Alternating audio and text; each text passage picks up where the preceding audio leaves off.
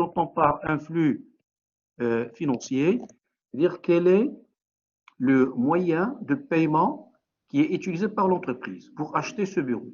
Et donc là, dans l'exemple, on a parlé d'un paiement en espèces, c'est-à-dire que l'entreprise, elle a payé en espèces, comptablement, ça correspond à la caisse. La Ça, c'est caisse. la première étape. Donc, ça, c'est la première étape pour enregistrer une opération.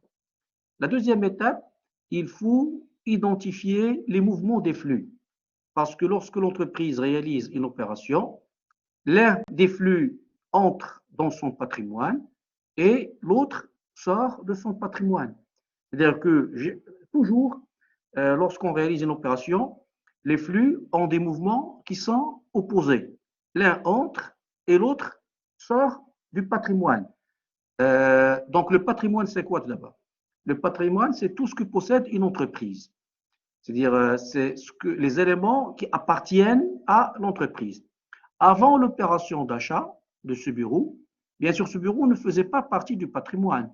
C'est en achetant le bureau qu'il devient un élément du patrimoine. Et donc là, le flux réel, il est entrant. J'ai un flux réel qui est entrant.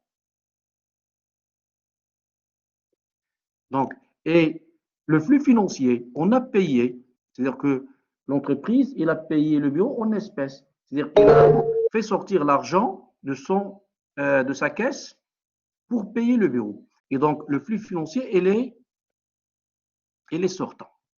D'accord? Cela veut dire quoi? Cela veut dire que pour enregistrer cette opération, le comptable, il doit utiliser le compte mobilier de bureau pour enregistrer le flux réel, donc mobilier de bureau. Il doit également utiliser le compte caisse pour enregistrer le flux financier. Maintenant, un flux réel, il peut soit entrer, soit sortir. C'est pour ça que dans un compte, on distingue deux parties. Une partie pour les entrées et une partie pour les sorties. La même chose, l'argent, il peut soit entrer à la caisse, soit sortir de la caisse. Et donc là également, on aura deux colonnes. Une colonne pour enregistrer les entrées et une colonne pour enregistrer les sorties. Seulement, les comptables, ils préfèrent utiliser leur propre terminologie. Au lieu de parler d'entrée, ils préfèrent parler de débit. Et au lieu de parler de sortie, voilà, débit. Au lieu de parler de sortie, ils préfèrent parler de quoi, s'il vous plaît? De quoi? De crédit. On est Crédit. d'accord? Crédit. De crédit.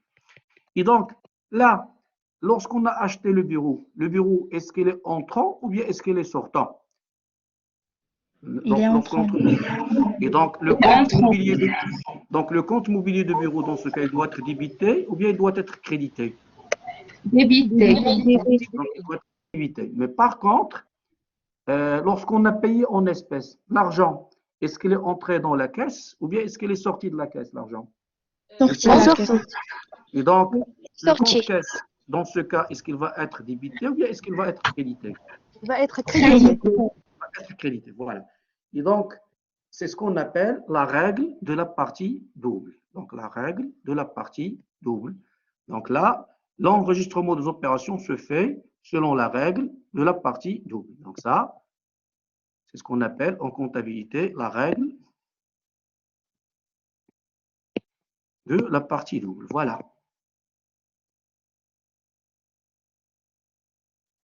Bien. Ça, c'est donc la première fonction de la comptabilité. Il permet d'enregistrer les opérations réalisées par l'entreprise. Je reviens à mon schéma initial ici, si vous permettez. Donc, j'ai dit que ça permet d'enregistrer les opérations réalisées par l'entreprise. Donc, ça, c'est la première fonction, si vous voulez. Voilà, on va. Donc, l'enregistrement des opérations et ça permet aussi d'établir des états de synthèse. Donc, établissement des états de synthèse. Quels sont les états de synthèse que vous connaissez? Oui? Le bilan. Donc, Le bilan et et le CPC. donc, le bilan et La le balance. CPC. Non, la balance n'est pas un état de synthèse. Donc, les états de synthèse, ils sont prévus par la loi, ils sont au nombre de 5. D'accord? Donc, lorsqu'on va parler des états de synthèse, donc ils sont au nombre de 5. Il s'agit du bilan, il s'agit des CPC, il s'agit de l'état des soldes de gestion, il s'agit des tableaux de financement, et il s'agit finalement de l'état des informations complémentaires. Voilà. Donc là, je reviens ici, on va parler des états de synthèse. Donc, selon la loi 988, donc la loi 988, c'est la loi qui réglemente la comptabilité au Maroc. Donc, vous l'avez au niveau du plan comptable. Je ne sais pas, est-ce que vous avez devant vous vos plans comptables ou non? Donc, mais dans les dernières pages du plan comptable, vous allez trouver la loi 988. Ben, selon la loi 988, les entreprises doivent établir 5 états de synthèse. Donc, on doit établir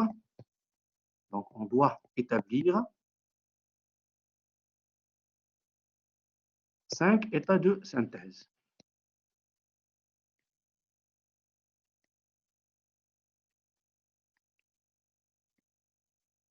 Il s'agit, comme vous l'avez dit, d'abord des bilans. Et donc, le bilan, quelle est sa fonction principale? Ben, tous ces états de synthèse, ils donnent des informations sur l'entreprise. Quelle est l'information qui est donnée par un bilan? C'est-à-dire, en lisant le bilan d'une entreprise, quelle information vous pouvez avoir? D'accord? Est-ce que vous le savez ou non? Donc, On l'information peut qu'il faut... savoir les ressources et les emplois d'une entreprise. Donc, il donne des informations sur les ressources et les emplois. En d'autres termes, il donne des informations sur la situation patrimoniale, la situation du patrimoine. Donc, information sur la situation patrimoniale.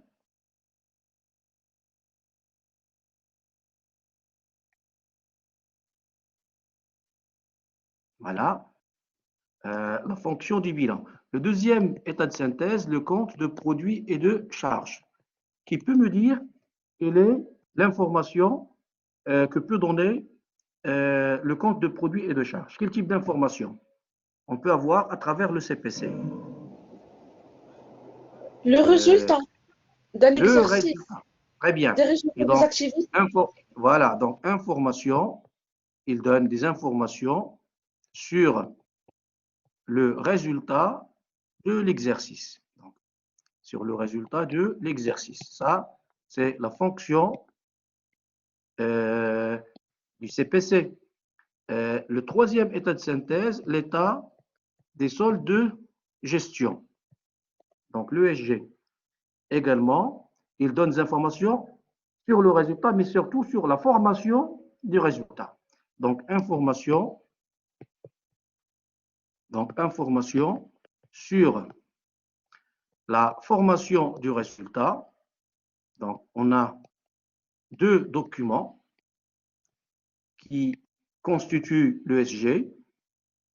Donc, c'est un état de synthèse qui se compose en fait de deux tableaux. Et donc, le premier tableau qu'on appelle le TFR, le tableau de formation de résultats, il donne des informations, voilà, sur la formation du résultat. Et il donne également des informations sur l'autofinancement. Donc, l'ESG, il donne des informations sur la formation des résultats et sur le montant de l'autofinancement de l'exercice. Donc, le montant de l'autofinancement de l'exercice.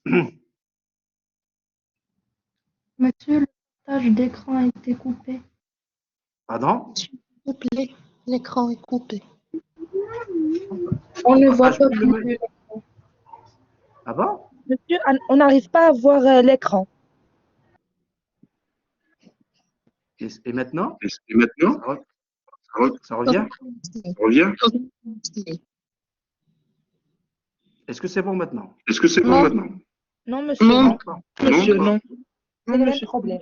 C'est le même problème. D'accord, on va voir ça. On va voir ça.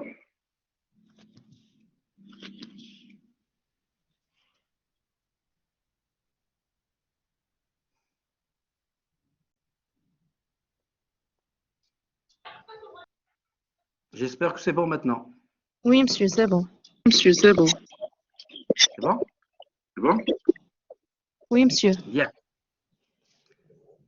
Donc, je disais que le troisième état de synthèse, l'état des soldes de gestion, il permet de donner des informations, tout d'abord sur la formation des résultats à travers le tableau de formation de résultats, le TFR, et il permet également de donner des informations sur le montant de l'autofinancement de l'exercice à travers justement le deuxième tableau qui est le tableau de l'autofinancement. Donc, le tableau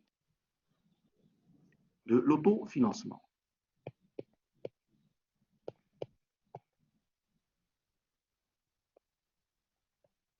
Bien. Le quatrième état de synthèse obligatoire en vertu de la loi 988, c'est ce qu'on appelle le tableau de financement. Donc, le tableau de financement. Donc, quelle est la fonction de ce document? C'est-à-dire, qu'est-ce qu'il permet de donner comme information? Ben, il donne également des informations sur le patrimoine. Mais contrairement au bilan, qui donne des informations sur le patrimoine à un moment donné, le tableau de financement, il donne des informations sur les variations subies par le patrimoine pendant un exercice. Donc là, on a des informations. Donc les informations sur les variations, et c'est ça le plus important, donc les variations du patrimoine pendant un exercice comptable. Donc les variations du patrimoine pendant un exercice comptable.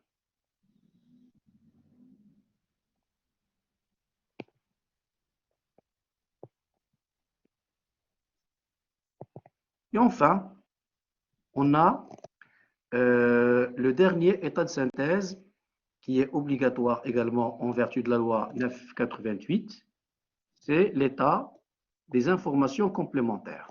État des informations complémentaires. On appelle éthique tout simplement. Donc, éthique.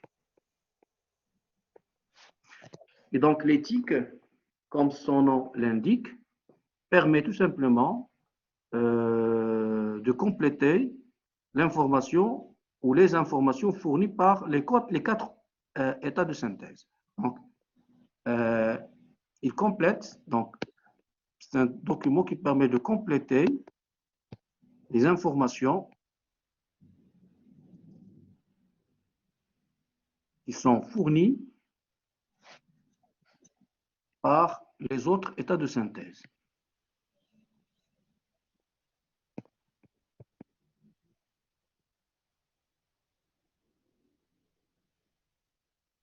Voilà. Voilà donc le premier terme qui constitue l'intitulé de la matière, la comptabilité des sociétés. Et donc, la comptabilité, comme je viens de le dire, il permet d'enregistrer les opérations réalisées par une entreprise. Et je viens de rappeler que l'enregistrement des opérations doit se faire dans le respect de la règle de la partie double. Et on a bien compris pourquoi la partie double, parce que les opérations portent sur deux flux économiques, les flux réels et les flux financiers.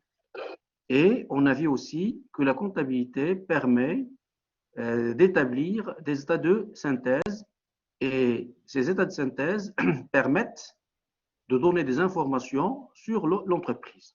En fait, selon la loi 988, les entreprises doivent établir 5 états de synthèse. Le bilan, qui donne des informations sur le patrimoine à un moment donné, le compte de produits et de charges, qui donne des informations sur le montant des résultats d'un exercice, l'état des soldes de gestion, qui donne des informations sur la formation des résultats à travers le TFR et des informations sur le montant de l'autofinancement à travers le tableau de l'autofinancement. Le quatrième état de synthèse, c'est le tableau de financement qui permet de donner des informations sur les variations du patrimoine pendant un exercice comptable. Et enfin, le cinquième état obligatoire, c'est l'éthique, c'est-à-dire l'état des informations complémentaires. Et son rôle, c'est de compléter l'information donnée par les autres états de synthèse. Donc, excusez-moi s'il vous plaît.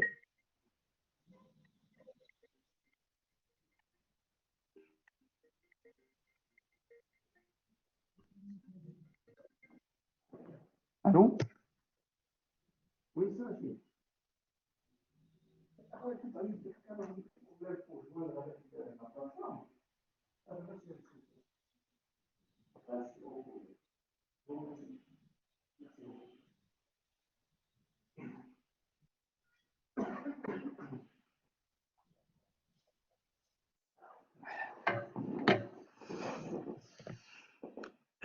Je m'excuse. Et donc, voilà donc le premier terme qui entre dans l'intitulé de la matière que nous aurons le plaisir d'étudier ensemble. Le deuxième terme, voilà, je reviens ici.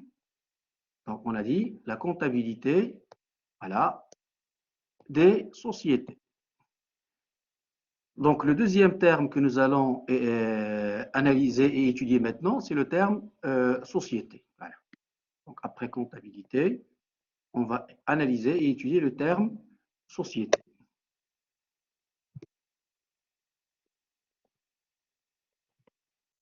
Donc, les sociétés, c'est-à-dire comment on peut définir une société.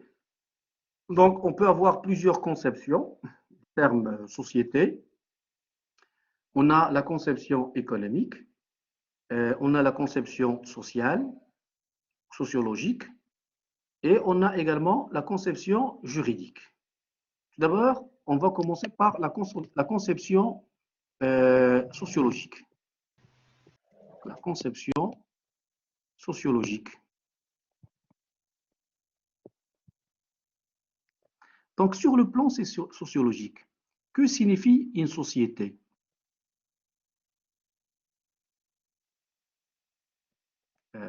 Ou bien en arabe, on parle de al-mujtama'. L'ensemble des individus. C'est un ensemble d'individus qui partagent les mêmes croyances, les mêmes cultures, d'accord, peut-être la même langue. C'est tout simplement, ça n'a rien à voir avec les sociétés qu'on va étudier. Mais il ne faut pas passer à côté également de cette signification, parce que le terme société peut désigner également un groupement de personnes, un groupement d'individus. Est-ce que c'est clair? Et donc, au niveau sociologique, une société, c'est un ensemble d'individus. Donc, sur le plan sociologique, une société donc, est un ensemble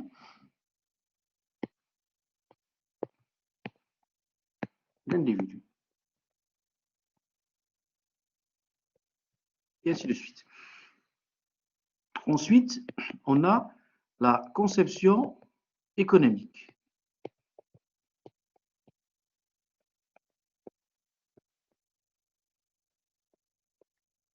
Donc, la conception économique, C'est un agent en arabe, kangoulou al-sharika. D'accord? Donc, en arabe, on parle sharika. Donc, c'est quoi une société sur le plan économique?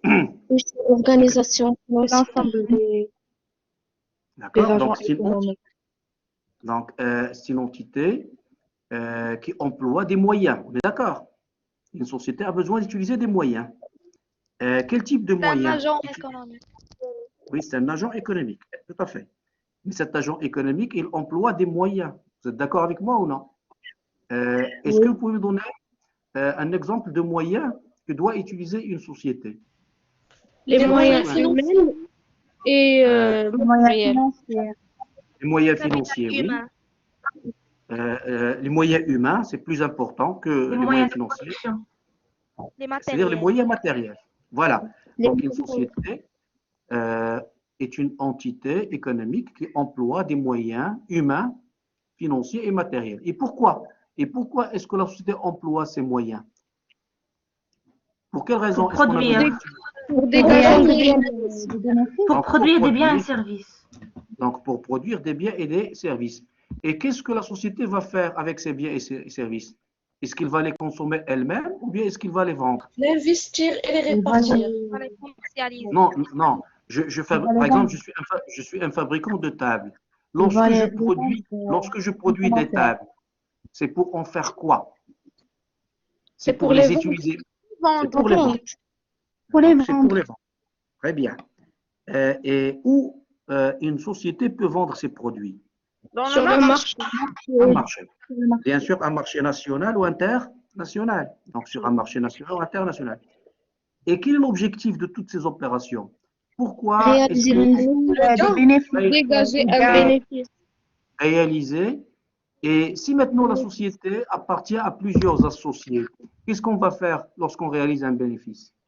Lorsqu'on a plusieurs associés, il faut partager le bénéfice. Donc, on va récapituler tout cela.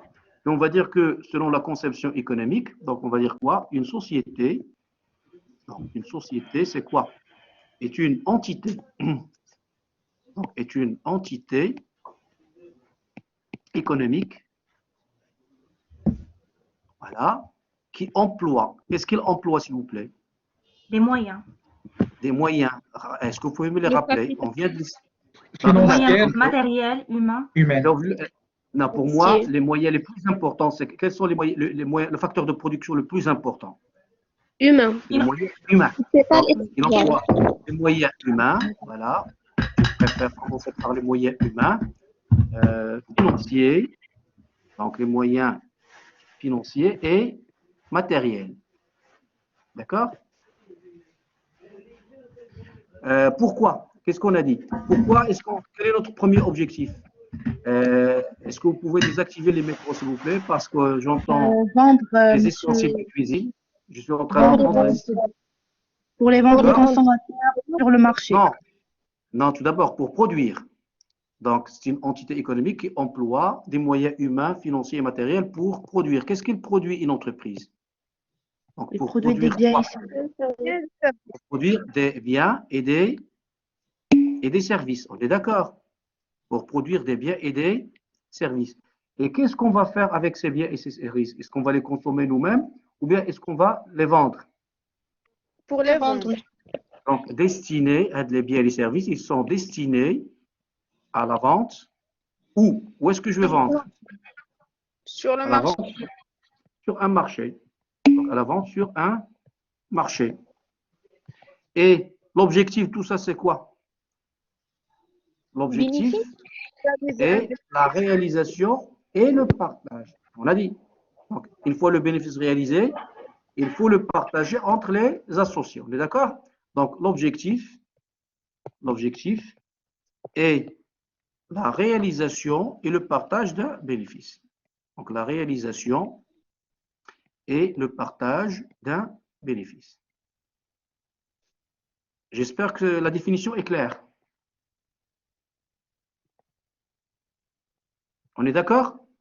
Oui, monsieur. Donc, sur le plan économique, une société est une entité qui emploie des moyens humains, financiers et matériels en vue, voilà, matériel S, pour produire des biens et des services destinés à la vente sur un marché. L'objectif est la réalisation et le partage d'un bénéfice. Bien.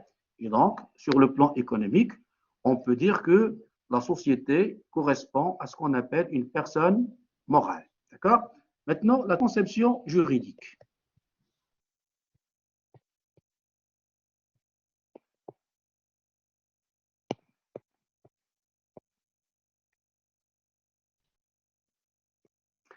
Donc, la conception juridique. Que signifie le terme social?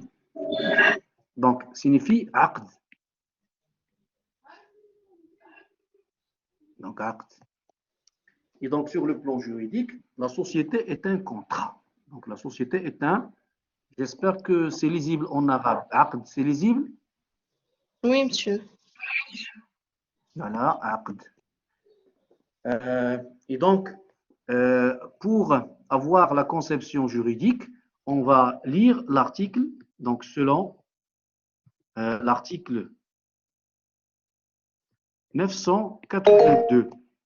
Donc l'article 982 du Daïr des obligations et des contrats, des deux recettes.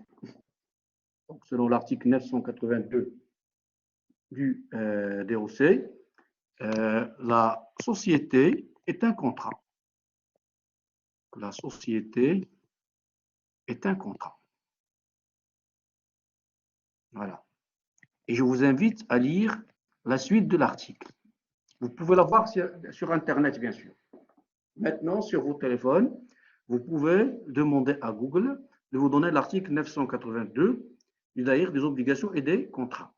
Et lorsque vous allez lire, bien sûr, l'article, vous allez constater qu'il s'agit d'un contrat entre deux ou plusieurs personnes qui mettent en commun leurs biens, leur travail, ou les deux en même temps, en vue de réaliser et de partager un bénéfice. Voilà donc ce qui nous intéresse le plus dans l'article 982, c'est que en droit, le terme société désigne un contrat. Donc la société est un contrat. Et donc nous, on va tirer notre conclusion. Quelle est la conception que nous allons retenir dans ce cours? Et donc dans ce cours, on va se baser sur les conceptions économiques et juridiques. Donc dans ce cours, nous allons nous baser sur les conceptions économiques et juridiques. Donc, nous allons nous baser sur les conceptions économiques et juridiques. Donc, économique, pardon, sans S.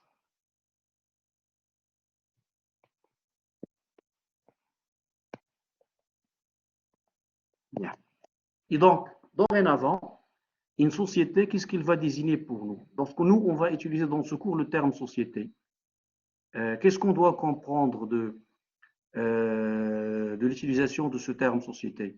Qu'il s'agit en même temps du contrat et de la personne morale qui naît de ce contrat. Parce que lorsqu'on conclut un contrat de société, automatiquement, il y a naissance d'une personne morale. Et donc, dans notre cours, le terme société, donc, pour nous, la société est en même temps le contrat et la personne morale, donc, la société et le contrat, ça, c'est comme la conception juridique. D'accord? Et la personne morale,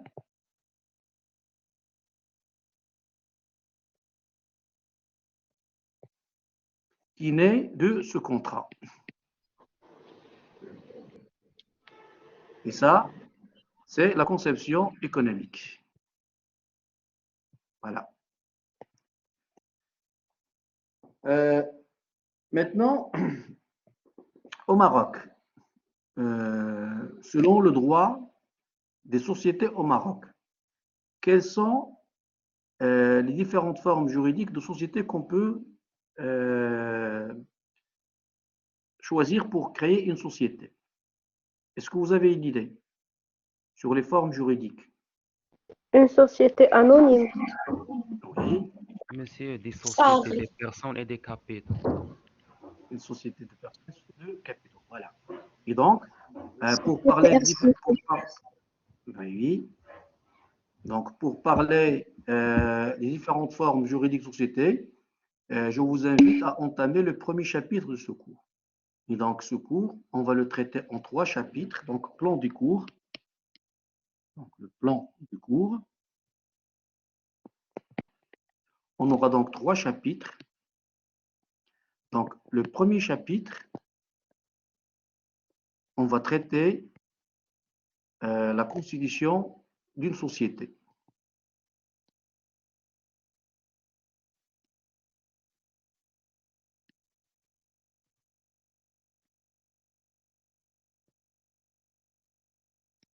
D'accord? Donc ça va être le premier chapitre. Le deuxième chapitre va nous permettre d'étudier l'opération d'affectation du résultat. Donc, affectation du résultat. Et enfin, le troisième chapitre du cours va nous permettre d'étudier les opérations de modification du capital. Voilà. Modification au pluriel. Il y en a plusieurs. Donc, modification du capital. Voilà donc comment nous allons traiter ce cours. Et donc, c'est un cours qu'on va traiter en 3 chapitres. Bien entendu, je vais vous envoyer au fur et à mesure des supports de cours, des exercices avec correction. Et bien sûr, on va également improviser et corriger des exercices et des exemples. Et vous aurez en plus les séries d'exercices avec leur correction. Voilà donc la démarche que nous allons adopter. Est-ce que vous avez des propositions concernant cette démarche? Oui, je vous écoute.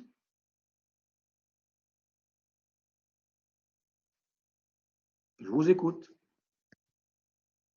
Est-ce que quelqu'un a une proposition concernant la manière dont le cours sera réalisé?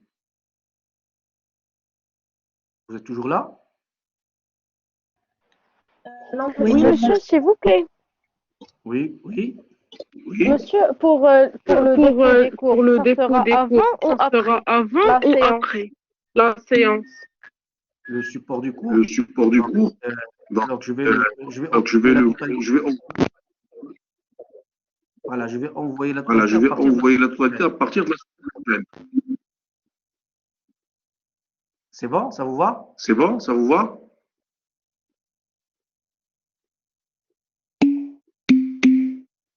Voilà. Oui, monsieur. Voilà. Oui, monsieur, merci.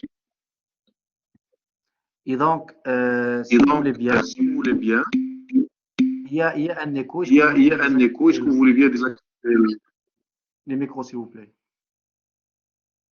Bien. Et donc, tout de suite, déjà, j'ai constaté que la qualité du son est très médiocre. Ma voix n'est pas du tout comme ça. En réalité, moi, d'après ce que j'ai entendu maintenant, je vois que la qualité du son est médiocre. C'est Non, pour monsieur, ça- votre voix sur l'écho n'est pas la même. Pardon? Oui. Non, Ça monsieur, change avec le temps. votre voix a changé à cause de l'écho, c'est pas à cause de l'application en fait. Mais maintenant, vous m'entendez bien, sans Oui. écho, c'est ça? Très bien. Ouais. Oui, à Très la bien. perfection, monsieur. Je préfère, parce que sinon, le cours ne va pas se passer dans des conditions, je dirais, correctes, au moins. Bien. Et donc, on va commencer par le premier chapitre qui va nous permettre d'apprendre à enregistrer une opération de constitution d'une société. Donc, voilà, chapitre premier. Donc, chapitre 1.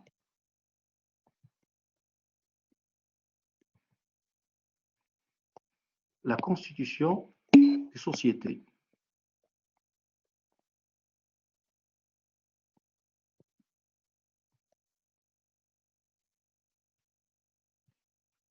Bien. Tout d'abord, on va répondre à la question que j'avais posée juste tout à l'heure. Si vous voulez créer une société au Maroc, quelles sont les formes juridiques que prévoit le droit marocain? Donc là, première, si vous voulez, section. Donc les formes juridiques des sociétés au Maroc.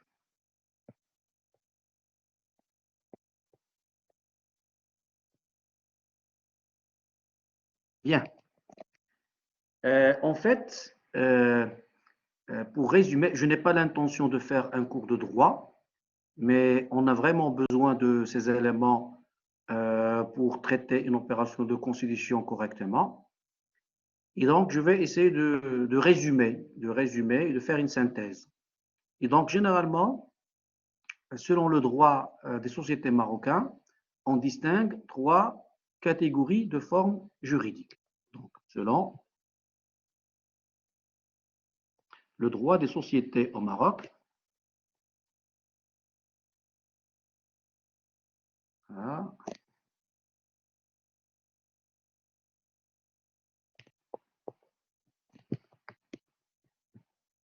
Donc, selon le droit des sociétés au Maroc,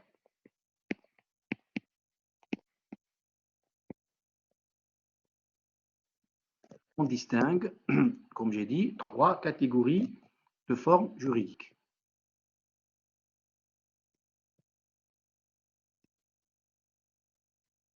Donc, 3 catégories de formes juridiques.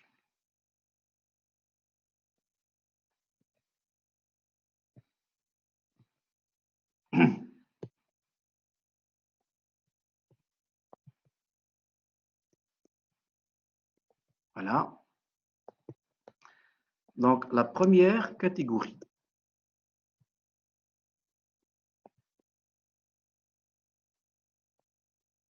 c'est ce qu'on appelle les sociétés de capitaux.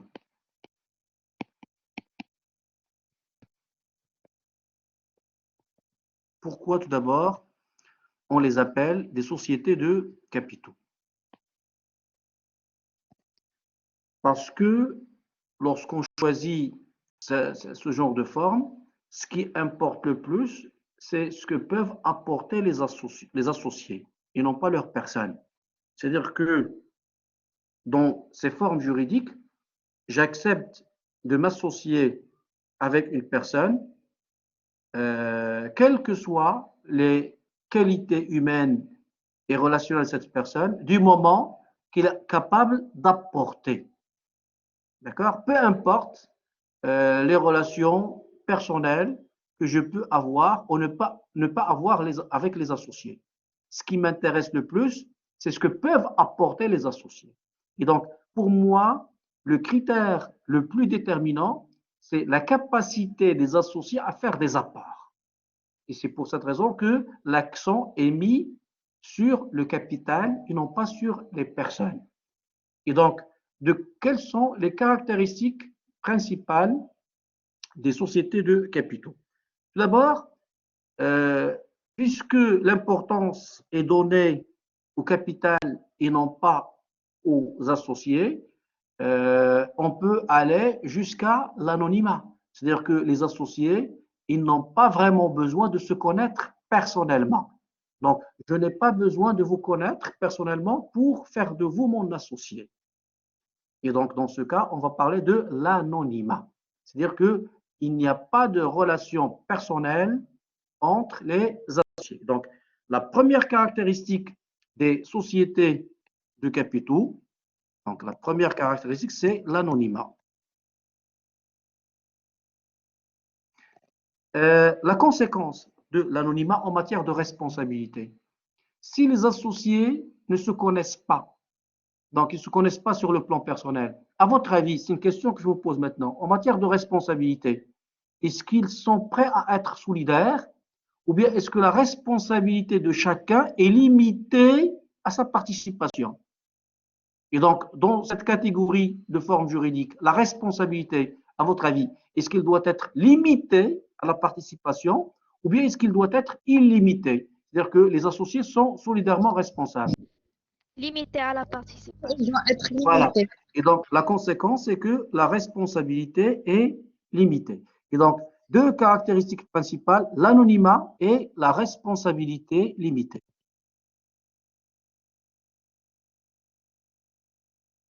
Donc, la responsabilité limitée. Quelles sont les formes juridiques qui entrent dans cette catégorie? On a la société anonyme,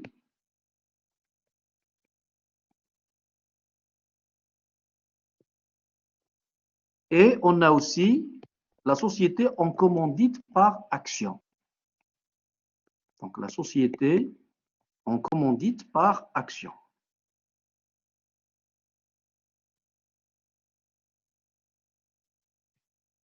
Voilà.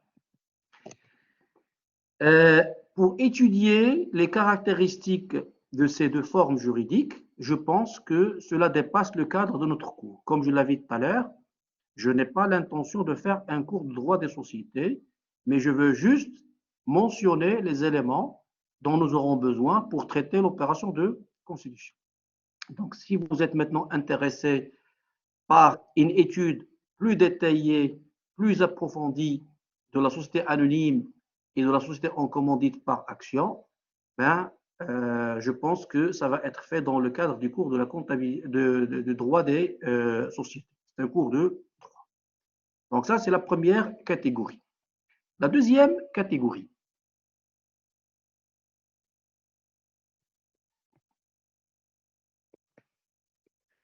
Dans cette deuxième catégorie, l'importance elle est plus accordée à la personne de l'associé. C'est-à-dire que moi, je veux m'associer avec des personnes que je connais, auxquelles je fais confiance. D'accord? Et donc, je ne donne pas plus d'importance au capital qu'à la personne. Pour moi, le critère déterminant de mon choix, c'est la personne de l'associé. Donc, je ne veux m'associer avec une personne que parce que je lui fais confiance, il me fait confiance. Et c'est pour cette raison qu'on appelle cette catégorie, toutes les sociétés qui entrent dans cette catégorie, les sociétés de personnes. Donc, les sociétés de personnes. Donc, sociétés de personnes.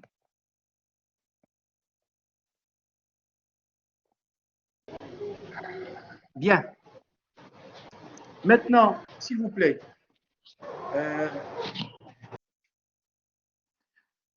pour les sociétés de personnes, contrairement aux sociétés de capitaux qui se caractérisent par l'anonymat, parce que dans une société de capital, je n'ai pas besoin de connaître mes associés.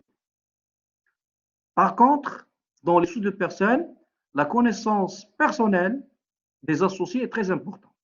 Et donc, contrairement à l'anonymat, les sociétés de personnes se caractérisent par ce qu'on appelle en latin l'intuiti personae. Donc, intuiti personae.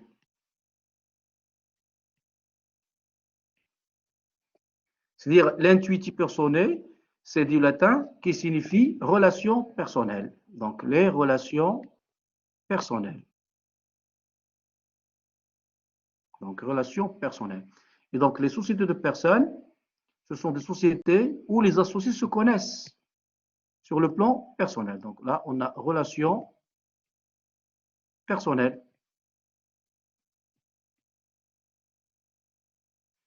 Maintenant, s'il vous plaît, en matière de responsabilité,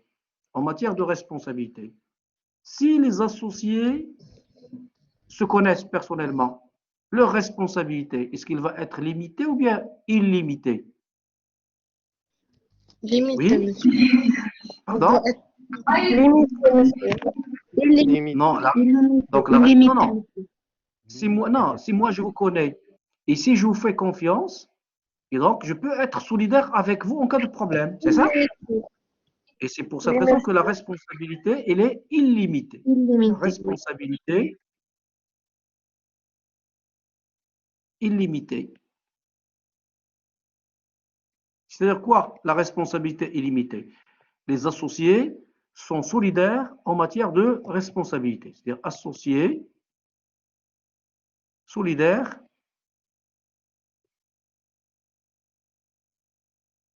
en matière de responsabilité.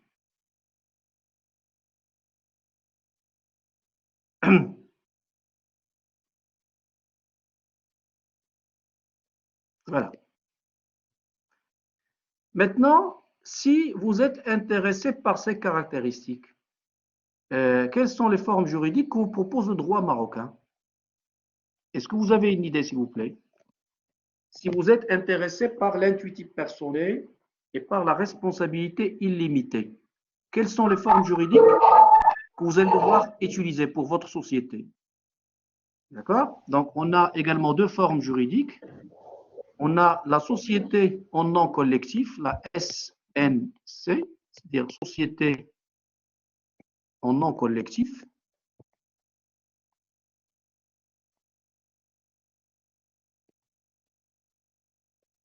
Et on a la société en commandite simple. Donc, la société en commandite simple.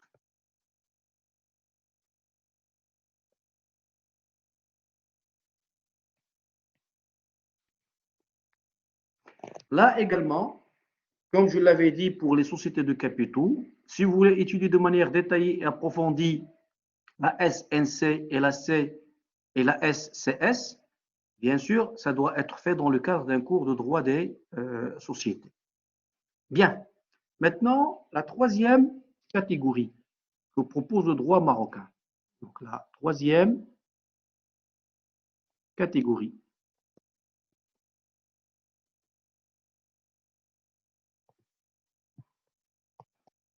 C'est ce qu'on appelle la société à responsabilité limitée, la SARL. Donc, société à responsabilité limitée.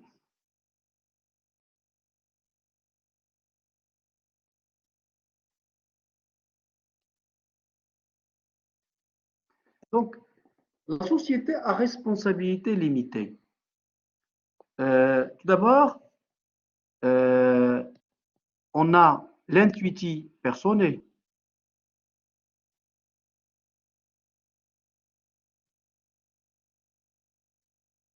C'est-à-dire que les associés, ils se connaissent personnellement. Et comme vous l'aviez dit tout à l'heure, je vous connais, je vous fais confiance, mais je suis désolé, en matière de responsabilité, je ne veux pas être solidaire avec vous. C'est-à-dire qu'en cas de problème, je ne veux être responsable qu'à hauteur de ma participation. C'est-à-dire, moi, je possède 40% du capital. En cas de problème, je ne veux être responsable que de 40% du capital. C'est-à-dire, même si je vous connais, et donc, à côté de l'intuitif personnel, et donc, contrairement aux sociétés de personnes, où les associés sont solidaires, en matière de SARL, les associés se connaissent, certes, mais en matière de responsabilité, ils ne sont pas solidaires. Et donc, la responsabilité est limitée. Et d'ailleurs, dans la forme juridique, on le précise clairement. Société à responsabilité limitée. Donc là, on a la responsabilité limitée. Et donc, s'il vous plaît, lorsqu'on parle d'intuitif personnel, donc c'est une caractéristique qui concerne les sociétés de capitaux ou bien les sociétés de personnes. L'intuitif personnel, c'est une caractéristique des sociétés de capitaux ou bien une caractéristique des sociétés de personnes. Société de personnes. Donc là, l'intuitif personnel, c'est une caractéristique concernant les sociétés de personnes. Et la responsabilité limitée. Donc la responsabilité limitée, c'est une caractéristique qui concerne les sociétés de personnes, les sociétés de capital. Oui, c'est ça. De capital. On est d'accord? C'est pour cette raison que on appelle la SARL une forme hybride. Pourquoi est-ce qu'on l'appelle une forme hybride? Parce que, comme les sociétés de capitaux, elles se caractérisent par l'intuitif personnel, et comme les sociétés comme les sociétés de personnes, c'est ce que j'avais dit, ou bien est-ce que je me suis trompé? J'ai parlé de sociétés de personnes, c'est ça? Oui? Oui, monsieur. Et donc, je disais que la SARL est désignée d'hybride. Pourquoi? Parce qu'il se caractérise par l'intuitif personnel comme les sociétés de personnes, mais en même temps, il se caractérise par la responsabilité limitée comme les sociétés de capitaux. D'accord? Donc, la SARL, voilà, est une forme hybride. Donc, la SARL est une forme hybride.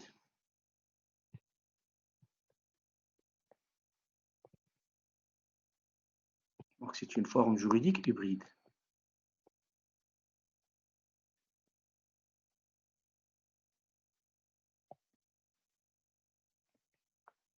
Voilà. Là, la SARL, c'est une forme juridique hybride. Bien. Monsieur, Oui, mademoiselle. Oui. Oui, je vous j'ai écoute. pas bien compris forme juridique hybride. Hybride, هي زعما كتسمى بلي voiture hybride. Une voiture hybride. Qu'est-ce que شنو هي une voiture hybride? Oui, شنو هي une voiture hybride بالنسبة لك أنت؟ Ne prenez pas. Non, c'est pas non plus pas. Non, ماشي هي كتمشي بالغازول بالغازول et en même temps بالإلكتريسيتي. فيها بجوج. بجوج. هذا هو العمل ديال الإبريد. عمل ديال الإبريد. La SARL. La SARL. Vous désactivez le micro parce qu'il y a un écho. Merci. Et donc, la SARL, il se caractérise par l'intuitive personnelle comme les sociétés de personnes, comme on a dit. Mais en même temps, il se caractérise par la responsabilité limitée comme les sociétés de capitaux. On ne peut pas la mettre ni avec les sociétés de personnes, ni avec les sociétés de capitaux. C'est pour ça qu'on qualifie cette forme d'hybride. Est-ce que vous avez compris? Qu'est-ce qu'on entend par hybride? Oui, monsieur. C'est clair? Oui, monsieur, merci. Bien. Donc, voilà maintenant, si on veut constituer une société au Maroc, quelles sont les formes juridiques que propose le droit marocain. Donc, soit les sociétés de personnes, soit les sociétés de capitaux, soit finalement une forme hybride qui est entre les deux. C'est la SARL. Est-ce que c'est clair? Maintenant, pour Monsieur, oui, mademoiselle. monsieur, il y a aussi les sociétés individuelles. Oui, la SARL, c'est une société individuelle. لأن في القانون, je peux constituer une SARL avec un associé unique. Donc, c'est une société individuelle. C'est clair? Et donc, pour constituer une société, on va devoir tout d'abord choisir une forme juridique. Maintenant, on sait comment choisir. Mais on a besoin également d'un capital. Donc là, on va parler de la notion du capital social. Donc, section 2. Donc, section première, c'était quoi? J'ai mis les formes, voilà, les formes juridiques des sociétés au Maroc. Donc, dans la deuxième section, on va parler du capital social. Donc, section 2, capital d'une société. Le capital d'une société. Si maintenant je vous pose cette question, c'est quoi le capital d'une société? Oui? Vous avez déjà entendu parler du terme capital? Oui ou non? Concerne les parts des associés. Pardon? Chaque associé, il a une part dans le capital de l'entreprise, la société. Justement, أنا باغي نعرف كيفاش تولت عنده هذيك la part. Comment il a fait pour avoir une part dans le capital? Donc, si vous voulez avoir une part dans le capital d'une société, Dans le est-ce qu'on va capital vous d'une société. Est-ce qu'on va vous donner ça sans contrepartie ou bien est-ce que vous allez devoir faire quelque chose pour avoir cette part? Monsieur Oui? a acheté des actions. Oui. Comment je peux acheter des actions? des actions. Donc, Donc, comment je peux payer? comment je peux payer? Monsieur, par un échange de droits. Par un échange de droits. Un échange de droits. Échange de droits. Je n'ai pas très bien compris. Je n'ai pas très bien compris.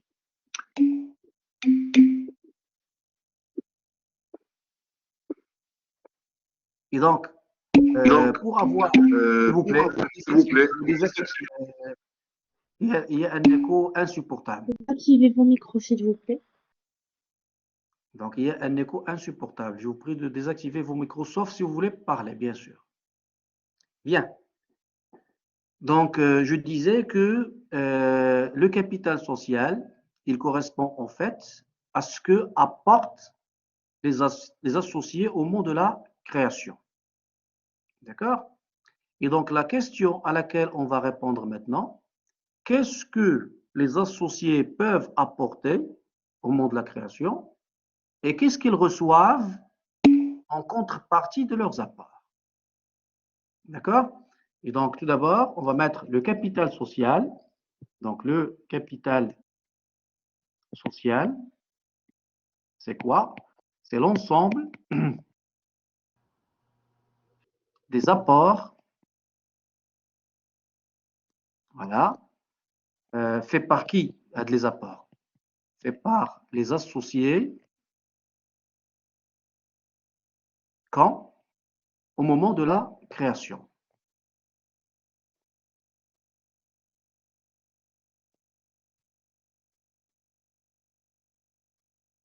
Bien. Donc, c'est l'ensemble des apports faits par les associés au moment de la création. Deux questions. Première question.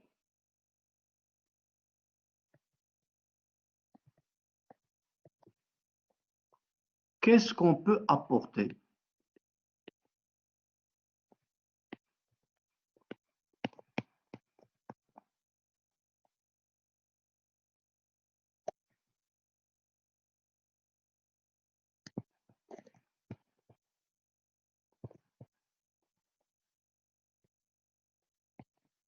Première question. Deuxième question. Qu'est-ce qu'on reçoit en contrepartie de nos apports?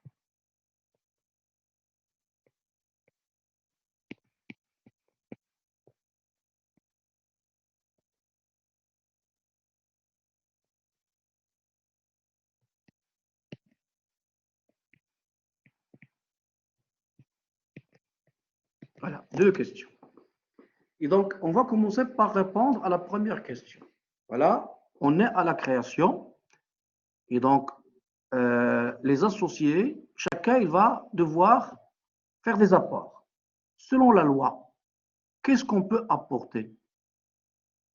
Donc, si vous voulez être associé dans une société, qu'est-ce que vous pouvez apporter? Oui, oui, Des sommes apporter du liquide, c'est-à-dire de l'argent, oui. ou bien des biens matériels.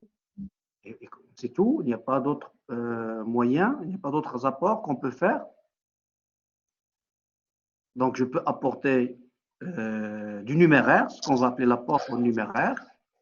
Je peux apporter des biens, c'est ce qu'on va appeler l'apport en nature. Mais je peux également apporter mon savoir-faire, mon expérience. D'accord? J'ai beaucoup de relations, j'ai un carnet d'adresses, j'ai beaucoup d'expérience et je vais juste apporter ce savoir-faire.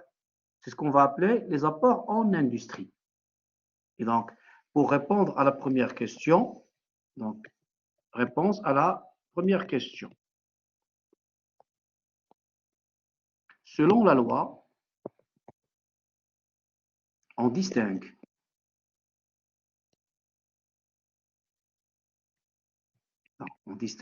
trois types d'apports.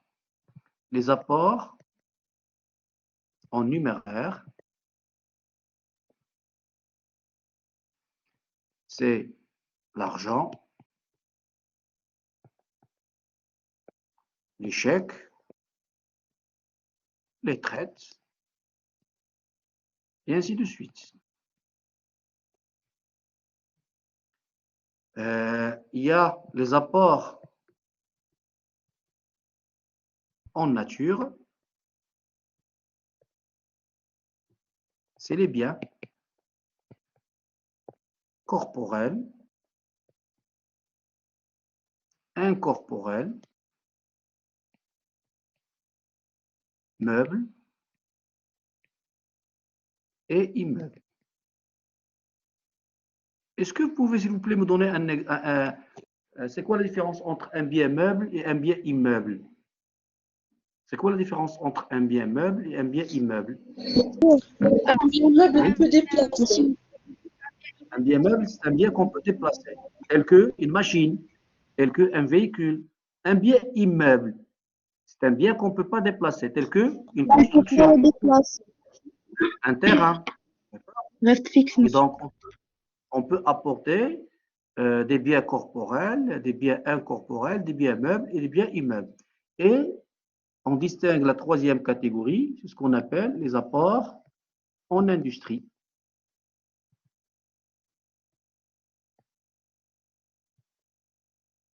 Voilà.